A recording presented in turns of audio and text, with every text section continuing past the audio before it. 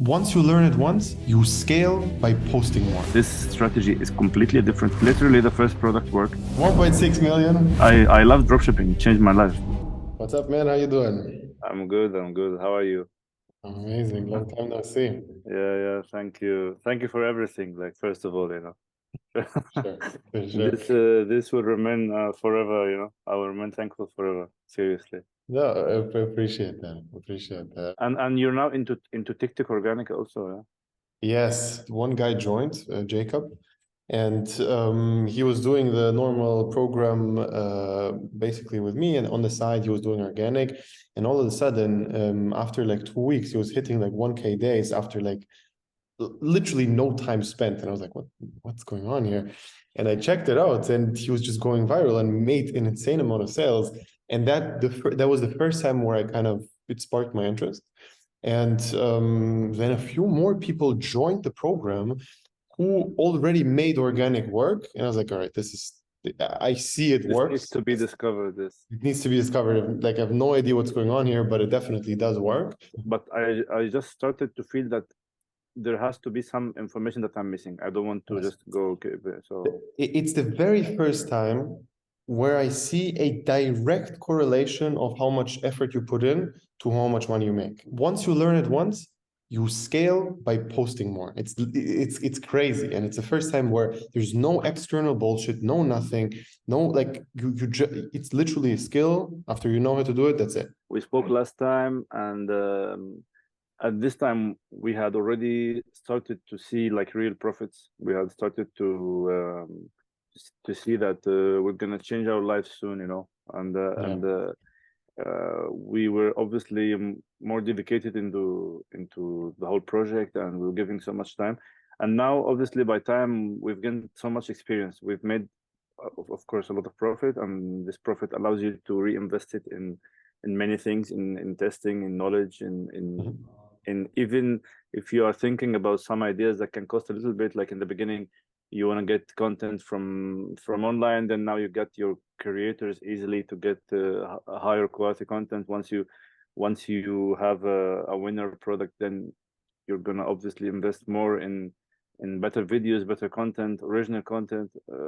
You're gonna hire more people, obviously, to make life easier for you. And we've already done all that. We've hired people working for our project. We recently started our physical office, which is a game changer also, I mean, we have not still worked from there a lot because it's just new, but I'm very excited. We were very excited about it because it gets our team together. We think together, we speak together, we do everything like much faster, much quicker. And now, yeah, we're doing good. I mean, let's go through the numbers. How is sales, how's profit? Maybe you can also share your screen. Our main store, last time I can't really remember what was the numbers, but I will tell you that now the store is still less than a year old. Okay. So let's share numbers for the last 12 months, but knowing that some of these months did not generate any income. Like, okay, like let's say from July, or Can you maybe share your screen? I will, but let's do from September. I prefer, from September to today is 30th of June. 30th of June.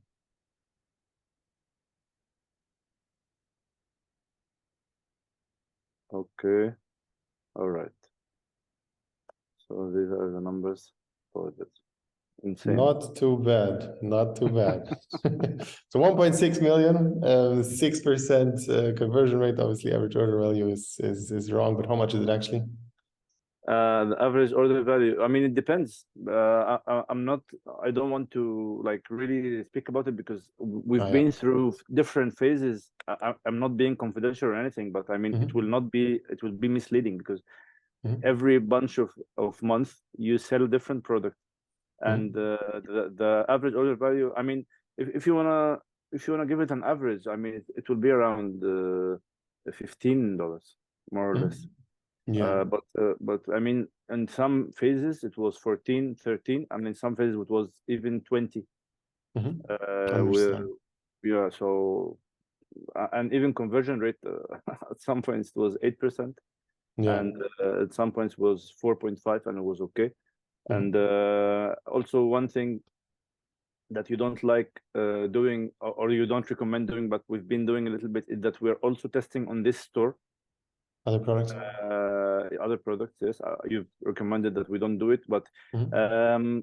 you know, we have some reasons that I can share about it. But you know, sometimes we felt that this store is helping us get some results. I mean, testing outside and inside, we Mhm. tested both. You know, like we have a duplicate store of, or a duplicate copy of this store that we also sometimes use to test, and sometimes we use to test here, and we test both, and we see what's better. You know, because also you told us all with the testing is everything, so we wanted to test every single possibility, you know. 100%. So these are the numbers. Obviously, I mean, also still profit a percentage is always differing. Is always Mhm. between, sometimes it's more than 20%, Mhm. and sometimes it's like 12%, Mhm. 13%, which you know, because even the same product performs differently. Yeah. um, it's crazy, you know, Facebook ads and all that. It's nothing is very consistent, as you know. Mhm. And also we're trying to do like several products, so we don't have, so if one product dies, we are still alive with the other products. Yeah. Yeah. Okay. And of all of this, roundabout, how much is the profit? I mean, I think it. I mean, with all the ups and downs, it will be around 15%. Mhm. Yeah. Yeah. I mean, yeah.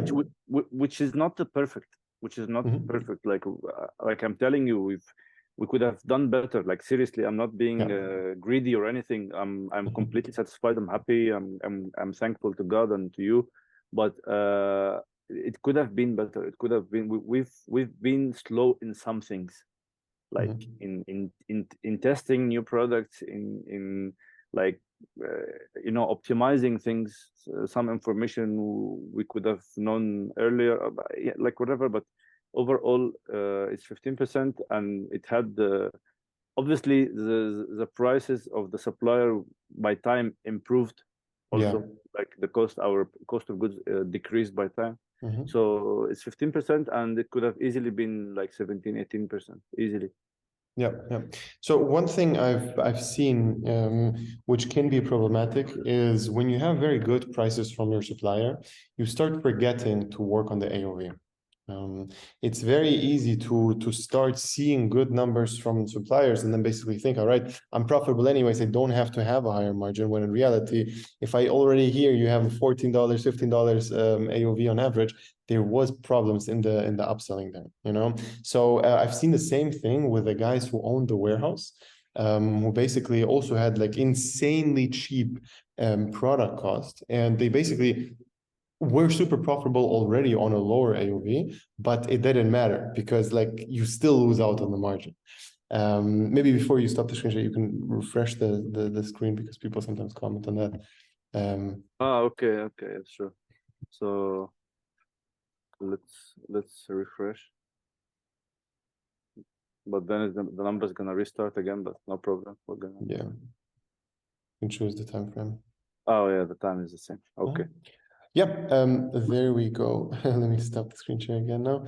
Okay, so for you, what was the main thing to get this consistency? Like on a bigger scale, if we look at like almost a year, we do see that you were averaging way over 100K a month. So what made the whole thing consistent? No, consistency, I really believe it comes from like continuously putting effort. Like I don't want to make it look like I'm perfectionist, but Mhm. once you think it's like a cash machine, things will not go like it's not a cash machine. Yeah. It's actually a very good project with good profit margin that can change your life, but it needs maintenance. at Mhm. least maintenance. And in a better scenario, it needs improving and adding new ideas, adding new products, adding new efforts, trying to make the income streams are like different, not only one income stream, trying to make it like more than one to provide stability. Like I will be very honest with you, at this moment right now, I'm still lacking some of security. Like Mhm. like really, I know it's like it may sound stupid for some for many. No, I understand.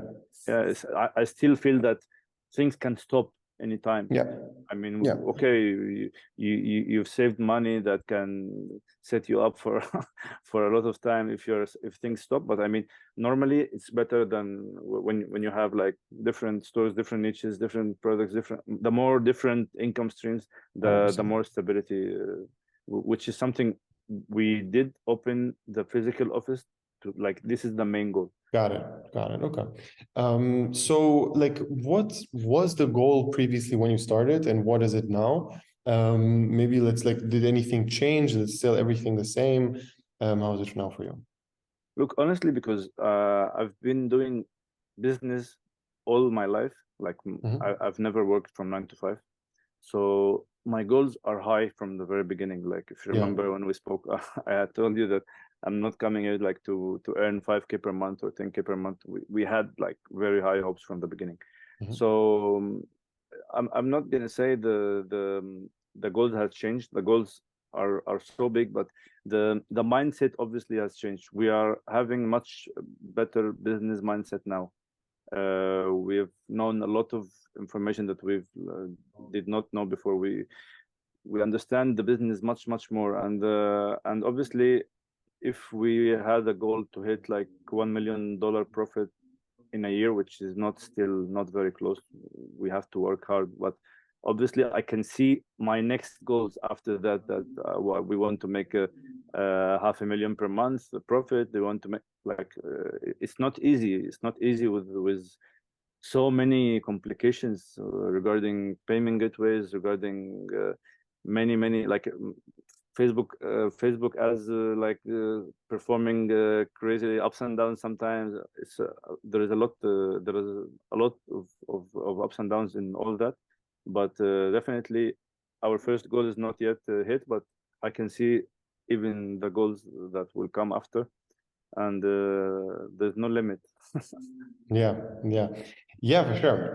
So like the interesting thing definitely with you is that there was no like it didn't feel like you stopped working hard after it started to work, which is rare. Like I've seen it a lot of times where you get very complacent, where you think you already made it. You had a couple of 100K months, you already think, all right, now it's like the hustle time is over. Now I can basically chill. Everything is going to work passive. I mean, tell me your thoughts about that.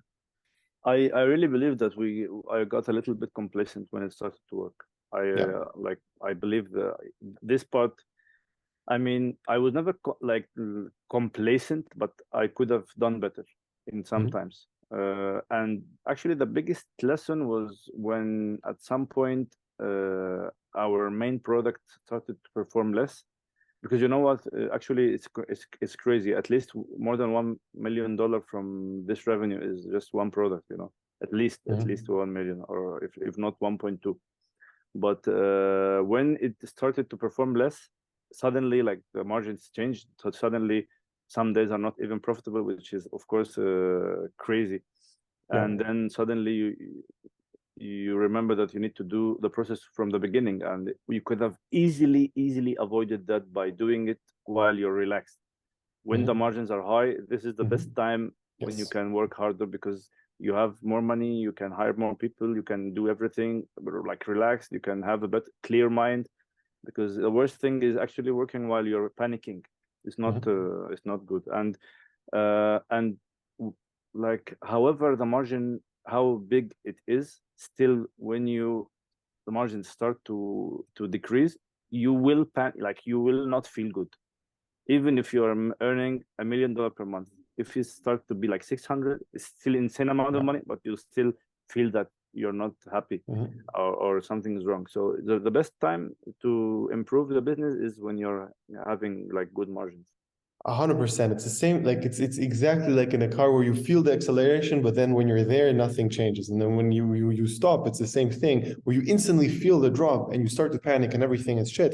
When in reality, before that, you were at like 1 mile an hour and now you're at 80 miles an hour. But because you were at 100, like right before that, it feels like a huge decrease. When in reality, it was just a like huge up and a small down. But yeah, for everybody who's watching right now, who is already in the program, this like the product which was sold was with the main Facebook strategy, which we teach in the program. The main Facebook strategy, people who are in, they will understand what, like they will know what I'm talking about. But how did that specific strategy work for you? I mean, I will be honest with you. We've mentioned this in the last interview, but it's worth mentioning again that before I tested, before I enrolled into your mentorship, I've done 2 other mentorships that are paid. One of them I've paid like double what I paid to your mentorship. Uh, I've I've learned a lot from them and everything. I have all the respect to them, but I have not reached like success. We have not been profitable with them. We've tested at least 35 products before I enrolled to your mentorship, Facebook, TikTok, all that. And then with you, we chose the first 3 products based on your marketing research strategy that you explained in the course. And then I showed you like the products you selected, the first 3 to start with, and the first 2 were profitable. The first 2 were profitable, Yeah. which is insane, because of course this strategy is completely different. It will not even cross the mind if you're thinking like just by yourself, and it can make a product that is 60% can make it easily like be profitable. Normally the normal ways would still work, but it needs like a lot of hard work to like. But with this strategy, it's so tempting for people to buy, so which makes it much easier. And like literally the first product worked, which is not in the in the dropshipping book. Yes, yes. And this is basically like I was mentioning this a couple of times on YouTube. If you start out right now, if you don't have this strategy, which I'm teaching, you probably shouldn't start with Facebook. I would highly not recommend to start with a normal product with a normal Facebook strategy and offer on Facebook right now. It does not make sense, especially when we have this whole organic strategy, which is it's just so much more beginner friendly. It's insane. And even with this specific strategy, which worked so well for you, it definitely competes with organic. I'm not going to say that the Facebook, like our Facebook strategy, is at this point better than our organic strategy, because organic just worked so insanely well for beginners. And what you will have in the beginning when you start with Facebook is still external bullshit. And this whole external bullshit stuff, it's huge. You're constantly going to face other things. I mean, you can probably write a book about that. How many other external annoying things you faced, which were kind of a real like problem, which you then solved, but still, it was a huge pain.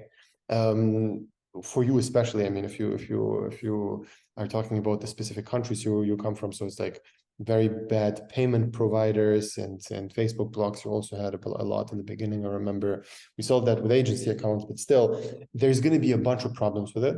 And yeah, like what we're talking about before the interview as well is the whole organic thing, which you should also probably start with now, which is again, you put in the work, you get the results. It's the direct correlation. I've never seen anything like this on Facebook, because Facebook, you put in the work, in most cases it works, and in a lot of the cases, something fucks up and it goes down again. And some external bullshit, even though you put in the work, still comes an issue. Now, obviously, again, all of this is solvable. You are the perfect example for that. Like you actually did a very good job of solving all the issues, but it's just, you can also solve them by just starting with organic. Yes. Yeah, but for you, like what would you say were the biggest kind of mistakes you did, which you now think back with the knowledge you have right now, which could have been avoided? Like I cannot recall a mistake that bigger than like relaxing a little bit when things started to work. I don't want to be boring repeating this, but seriously, this is the biggest advice ever. Like, while things are going fine, you should really accelerate as much as possible and go as fast as possible in securing your business situation as much as possible. Securing by backups, having backups, always backups with everything, backups with payment gateways, backup with ad accounts, backup with products, winning products, backup with winning stores, backup with everything, because it's exactly, you know, like the classic saying that goes with all the eggs in one basket, you know, and like it's as simple as this, you know. So you should have all your things like secured with backups. And I'm not gonna say that we've already done enough security yet. I mean, I still believe that we need more backups in many things. Like even, you know, it's not crazy to think of doing other things than dropshipping. Even, you know, I mean, I can't see anything. Once you have the money and once you have the business set up, you can even explore other things. I mean, I love dropshipping, it changed my life, but I would still, you know, look at other things. You know, you can see on YouTube many different methods. You know, you say Instagram, people make money from Instagram, people make money from YouTube, people make money, and many of these things work. I have no idea about them yet, but sometimes when you have the money, you say, why not? I have a look on this, have a look on that, and you have your team doing everything for you, and it's all built upon success you made in dropshipping. Let's talk about the team. Like how is your team structured? How many people do you have in? What roles? Okay, so we have 4 people for the customer service. So our customer service and all our stores are 24/7 now. So when a customer sends an email, it should normally take a few minutes to be answered, which is crucial because when you have more than 1,000 orders per day, obviously you're gonna receive a lot of issues about delivery and stuff, which converts into disputes in the payment gateway. So this thing is important. And then we have the video. Are they in-house? I mean, in-house during the morning, because we also give them other tasks. So for the day hours, they are in-house.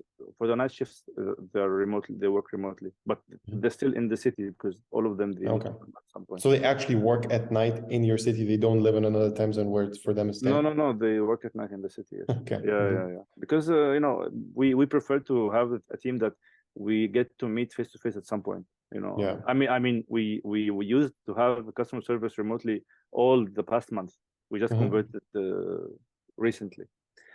And obviously we have a video editor, and we have the graphic designer, we have a copywriter, and we have a media buyer also. I mean, we do all our dropshipping work, and we also do a few things other than, you know, regarding our local business here. So this office is very powerful. You know, it allows you to do anything, anytime. Yes. Like seriously, you know, if you have any video to make, any design to make, you have your team, and we have like a team leader who runs, who understands a little bit more than everyone what we do, and we just give him the, like, we say we want to do this, and he runs with the team, gives everybody his tasks. Probably the biggest productivity hack in the world. Like, you can be the most productive person in the world, you're not going to be more productive than 10 people. It's impossible. You're like, it's just that it doesn't work for it like that, because 10 people have 240 hours every 24 hours. And the huge difference here is that when you do everything by yourself, you are in the flow of doing the things, and it feels great because it feels very productive. But the problem is you don't get enough done at some point. And what I've seen is my time is much better spent doing nothing for hours, just thinking what specific thing can I do, like can be done, not can I do, can be done, which is going to improve everything. Think, and almost every time I come up with something which I can then outsource, and that's going to be a task which is going to be done every single day by another person, which is going to make me a shit ton of money. And something like this is just impossible without having a proper team. And I've seen this every single time. Every like really good hire I did, was a huge game changer for me. It's like I find one person which helps me like crazy, and now he opens a lot of my time where I now can think. And my thought process is worth a lot. And also that person doing the same exact job as me is even better because he's doing it 24/7. Now he's becoming better than me at his specific role. So it's just like employees are so OP. It's insane how overpowered they are if you think about like the grand scheme of things, because I know so many people who don't do this. They don't have an assistant. They don't have a person who's helping them out with everything. They're They going to be do limited. tasks. Yes. They're going to be limited forever. Yes. You cannot like at some point you cannot do tasks at all. Like almost no task is for you. Your tasks are thinking what tasks there are and who to give it to. Because in most cases, you're not going to be the expert in that task, but there's going to be a person who's going to be able to do it better. You're right. Now, Even running the team is a task that you shouldn't do. yes. Yeah. Like even running the team needs a team leader that does it. Even I really believe that you need to have a completely clear mind, watch educational content, see what people are doing, like just explore and think. And I completely agree. Yeah, 100%. This team leader thing also, it was a huge game changer for me to have like everything in the backend just being regulated by a person. But like for you, what would you say was the most the most game changing hire? The most game changing hire. I mean, I'm gonna be super honest. We still have not reached a point where I can see it because this is like totally new. But I think the key factor that I focused on is that we said that everybody that is working for whatever like the role is gonna be involved with the product research. Yeah. Like we said we want 10 different brains to think about products. Like this is the main thing because like seriously, I put a lot of effort into product research, and then the products that work, some like I don't know if it's only me but it's the ones that just came up in a second, that like when you say okay, when I say okay, I'm gonna sit like for 2-3 hours just look into deep product research, and then the next day I'm on Facebook, I see someone selling something, and let's test this, and it's the one that booms. So there is no catalog for product research. Like, I mean, your office boy can suggest you a fantastic product. Like really, it just doesn't matter your role is. You can just come up with the perfect product that can change the company's financial situation. Yeah. I mean, you saw that like now in retrospect you can say that, but for a lot of people that's very unclear because they don't see the value of a winning product at all yet. And you now like thinking back, you see one winning product made me over $1 million. That is huge. One winning product, that's it. Like we selected the perfect product, and everything else falls into place if you have good creatives, good offer, and decent product pitch. So I mean, actually, like looking back to the beginning, what was the kind of the main like generally how was it for you to be in the program? What were the main learnings, etc.? So the program is very organized. The thing is that part of it is just content that I'm watching, and part of it is just 1v1. It's very good. In the beginning, I didn't like it. I thought, maybe 1v1 would be better if it's all the way 1v1, because many mentorships are like this. And I reviewed it like, okay, Michael is trying to save his time and just make me watch things, but by time I think it's much better, because in some cases you need to like revisit some videos about like product research, about ads making, I don't know what, all that. It's better to have it like replayable, like to have these videos, and then organize your ideas, think about the problems, think about where you're stuck in, book a call, start to speak to you and your team. Obviously they're all fantastic, so get your problem solved, or get the help you need done, and you don't really need to speak an hour to the mentor. Like this is like would be stupid, so this is what I liked. It's organized. The team is also like different people, everybody is specialized in something, and they're all responsive. So it was very good, and honestly it took me like a few weeks not even a month to start to make success. So I think I was less headache than other students, Yes. because I was not in. I'm sure that people would sometimes panic when they start to run ads and not get results and stuff. But in our case, we got results from the very beginning, so we were like relaxed and happy, and it helped us for the whole process to be smooth. Yeah, for sure. And what I also like my favorite students in general are the ones who ask me questions about specific to-dos and not about like technical questions or theoretical questions, what comes after they made this. It's like, what problems do you have? How do I solve them? That's it.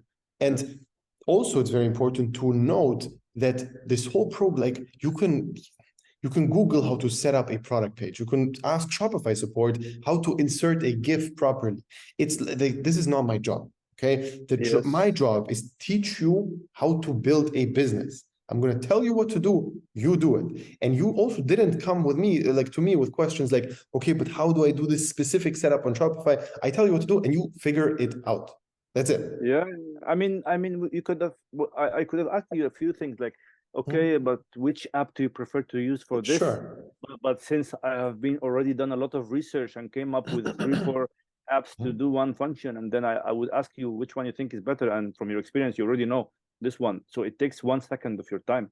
But I wouldn't tell you how do I do this, and then you start to explain to me that we need to do apps and ask you which apps. And no, I completely understand, especially that the part of the content that is already in the course covers almost everything. So just a few things remaining, which will need the 1v1 meetings.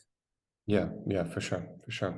I mean, also one question I have to you is the specific, like for you, obviously, if you cannot make 1.6 million with like 1 or 2 creatives. So how was your specific, like how did you source new creatives? How was that process like? Okay, so I've been teaching myself. I had a background about video editing. In the very beginning, I was doing all the video editing by myself. I mean, I'm gonna say almost till now, I've been doing 80% of my video editing because I have some experience with that. It's crazy because the videos that we put some biggest effort in are maybe the least performing ones. Like it's crazy, you keep testing, and I mean, I'm not gonna exaggerate if I'm gonna say at least 60% of the revenue came from one ad creative, which is still running until now for almost a year, like since last August. This ad is it was in the first batch of creatives, like the very first ones to test it. Actually in the very first batch. I mean, it's not performing as much like as well as before, but it's definitely the best of all time, the GOAT. Yeah. So although when I look back, I mean, it's the material is poor. Like it's one of the things we just used to test, and then we put a lot of effort. We've hired creators. We've done so much like better quality content with different mentalities, like Facebook ads content, then user generated content, then ad that looks like ad that doesn't look like an ad. And we've done all the different, but still, it's those ones who are performing the best were just ones of those with the least quality. But I mean, with other products, we've done a good job with some video editing, and obviously when you hire a video editor, you need to put a lot of effort with him about how you want the end product to be like, the video, because all the video editors are like, okay, they want to do clips and stuff, and like a video editor with the mindset of a dropshipper, I think is not easy to find. So it's better to find someone who is flexible and then teach him how to do it. By time he masters it. Yeah. First of all, to the editors, like what's the best way to do it specifically for dropshipping editors is giving them bonuses based on not having any revisions. So if he gives you the video and you basically tell him, okay, change this, he doesn't get a bonus. If you have like 5 in a row, 10 in a row, where like a lot of them just are exactly what you wanted, and he knows already, all right, this is what he wants, he gets a bonus until the end of his life. He will get it at some point, and from there he gets every video he gets a bonus, and you pay that gladly because he does exactly what you want. I've seen that being like one of the best commission structures for video editors. So if you want to use that, but one other thing I meant also, I'm not even sure if I want to include this in the interview. He was saying that like the first creative worked because a lot of people in the program are going to be like just chilling now. The main point here is first of all, this is not very common. Okay, test number one, creative number one, being the top performer from all of the rest is not a thing which is going to happen to everybody. And also, and if it does happen, the main thing which is definitely not going to happen is that one creative is going to run for a year straight. Normally, it's going to die down after a couple of months. And I mean, you have a very good niche, very big, broad niche, which makes it a little bit easier, but still. It's definitely not. It's definitely an anomaly. So yeah, just that being mentioned. Yeah. So maybe the last question I want to ask you is, what would be the tip you would give to a person who made like 100K, but he wants to scale to 1 million? Okay, a tip is a team, first of all, like to clear your time just to think and for business development and new ideas. You don't need to answer emails. You don't need to worry about fulfilling orders and all that. Like seriously, just takes out of your energy. And even if you think it just takes an hour a day or something, it definitely takes out of your mind. Just knowing in the back of your head that you're committed to do something. You need to clear your commitments at all. This is one thing. Then the other thing is not stopping to test products. I believe is very important, because once you have a winning product, you can have a better winning product. Once you have a product that is margining like 20%, you can have a product that's margining 30%. And this part is also one thing that I didn't think about. Okay, like you think is 22% is a fantastic margin. If you scale on 22% and you've put some things that to add to increase the AOV and all that, and then you're so happy with the AOV being increased, but still shows up one product that, we seriously tested one product that like 60% of the orders are getting more than 3 units, for example. That was one product. It was a fantastic product, like really. And obviously at some point you will see that this product deserves to switch your budget there. So you can keep just optimizing and changing. And so team and clearing your mind to like important things, and backing everything up. Have backups for everything: backup products, backup stores, backup payment gateways, backup ad accounts, backup creatives. Yes, of course. Having the process, like testing new creatives, getting your own content, original content. Like by time taking content from the internet, should only be used if used for testing. And then you go to your content, which is always, in most of the cases, much more powerful. Yes, 100%. Yeah, I mean, I think we can wrap it up here. Really appreciate it. For everybody watching right now, if you guys are also interested in starting to work with me, you can click the link below, sign up for a call, and we're going to find out if everything is a good fit. And also we're going to basically determine if we will go for this specific strategy inside of Facebook, or we're going to do TikTok organic. We basically have like 2 different strategies right now, which still are definitely from all the strategies I've seen in the e-com space, those 2 are definitely the leaders, especially if you're starting out. If you're a little bit more advanced, it's also worth switching to those, because especially because of the consistency. But yeah, appreciate it. Maybe we're gonna do an update at some point again when you hit the 10 million. yeah. Okay. But yeah, then there was that.